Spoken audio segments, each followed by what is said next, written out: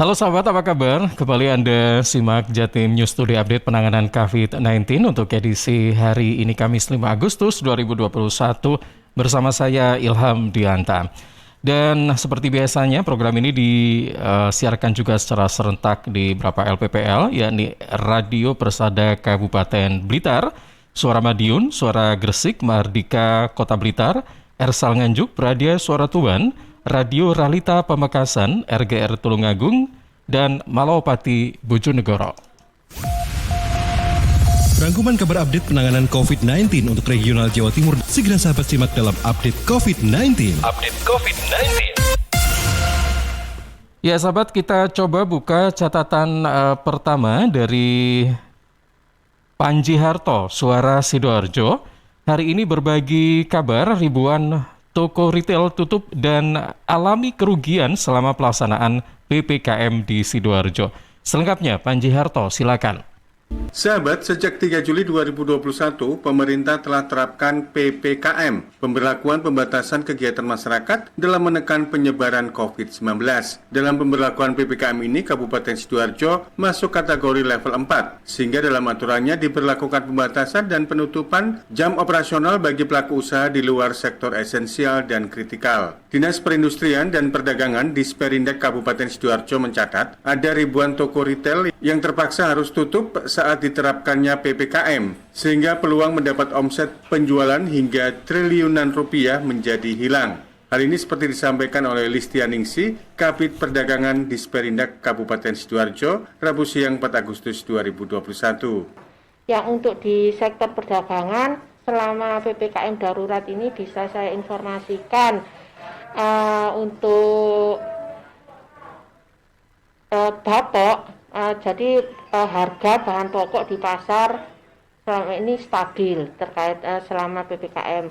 Terus untuk kebutuhan stok juga masyarakat Sidoarjo tidak perlu khawatir, stok barang juga aman untuk Kabupaten Sidoarjo. Terus terkait pelaksanaan PPKM terutama untuk pedagang pasar ini Pak.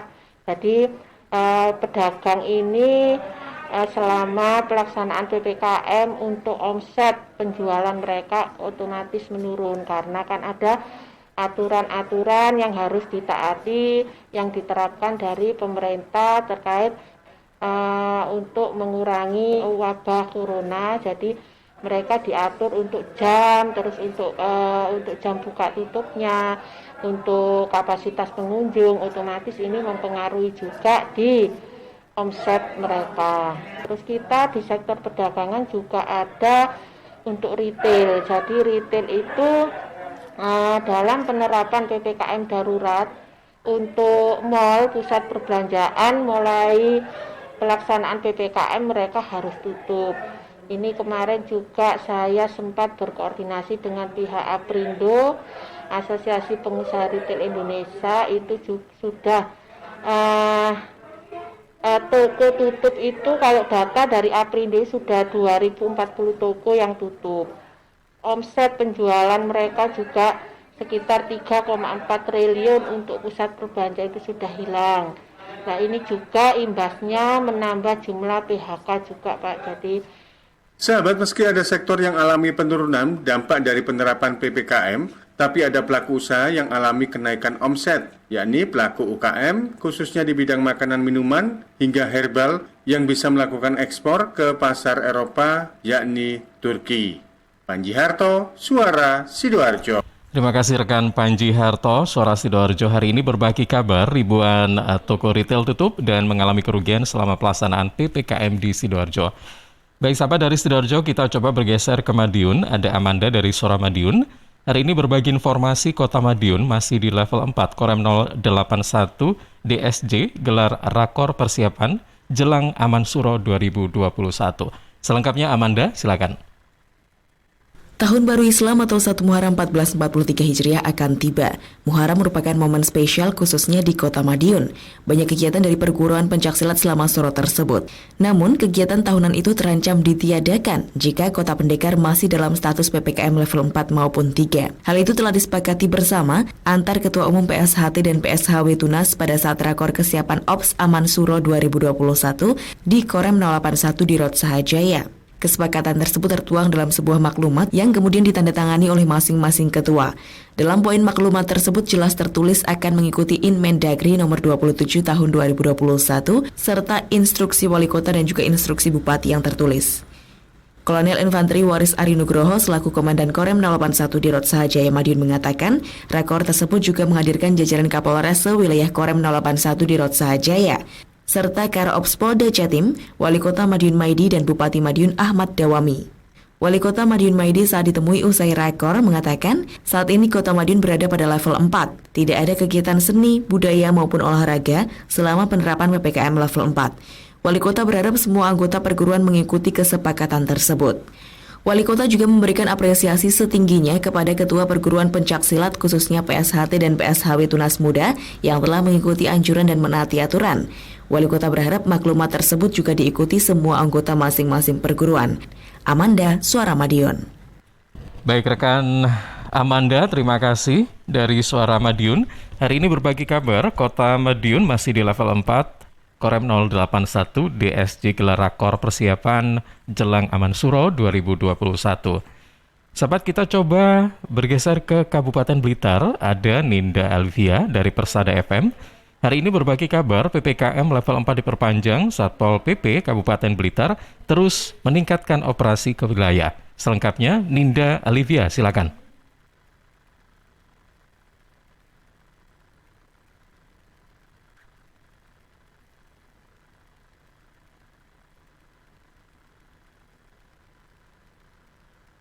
Secara resmi, Presiden Republik Indonesia Joko Widodo telah mengumumkan bahwa aturan PPKM level 4 kembali diperpanjang sampai tanggal 9 Agustus.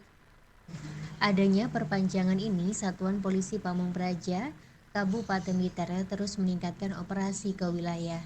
Kepala Satpol PP Kabupaten Blitar Rustin Tri Setiabudi mengatakan kegiatan operasi ke wilayah kedepannya akan lebih ditingkatkan agar pemberlakuan aturan PPKM level 4 benar-benar dijalankan secara optimal oleh masyarakat sesuai arahan dari pemerintah pusat. Dijelaskannya, kegiatan operasi ke wilayah atau penertiban protokol kesehatan setiap hari terus dilakukan, baik secara gabungan bersama TNI Polri ataupun dengan tim Satgas tingkat kecamatan. Kegiatan semacam ini akan tetap terus dilanjutkan. Ia berharap masyarakat mengerti dan mematuhi segala aturan. Rustin menambahkan, dalam masa perpanjangan PPKM level 4, masyarakat diminta berdisiplin mengenakan masker, menjaga jarak aman, mencuci tangan sebelum atau sesudah berkegiatan, menjauhi kerumunan dan mengurangi mobilitas.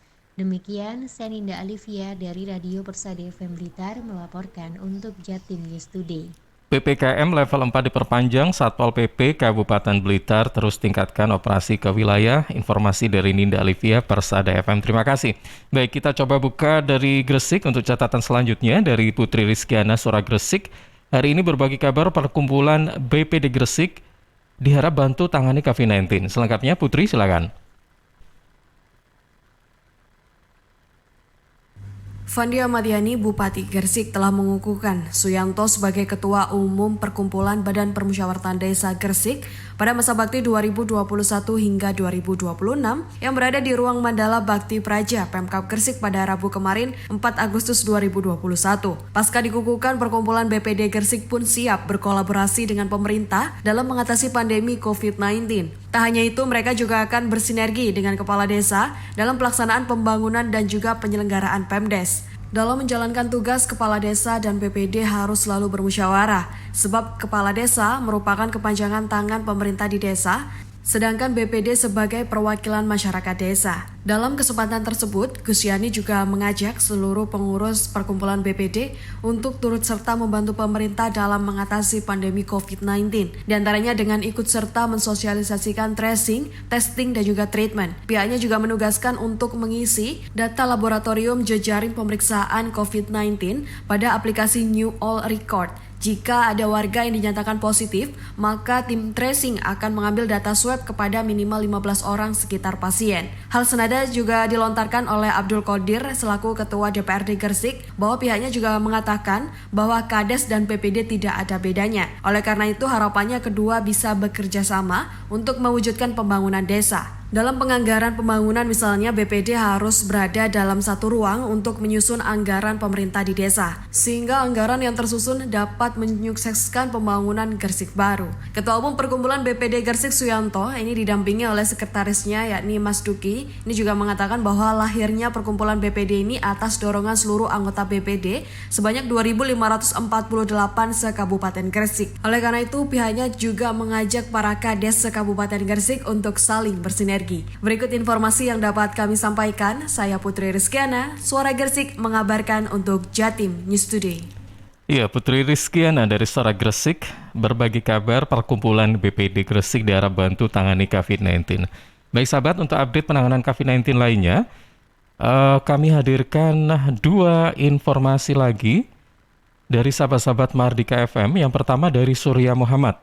Hari ini berbagi kabar, GOR Soekarno-Hatta siapkan menjadi rumah sakit lapangan penanganan COVID-19, 10 cabur binaan KONI Kota Blitar sementara waktu latihan secara mandiri. Selengkapnya Surya Muhammad, silakan. Sobat, GOR Soekarno-Hatta Kota Blitar kini disiapkan menjadi rumah sakit lapangan penanganan COVID-19. Beberapa cabang olahraga atau cabur binaan KONI Kota Blitar pun sementara waktu tidak bisa memanfaatkan fasilitas olahraga tersebut dan mengalihkan latihan secara mandiri. Demikian disampaikan Gagu Dwi Atmanto, Ketua KONI Kota Blitar saat dikonfirmasi di kantornya 4 Agustus 2021.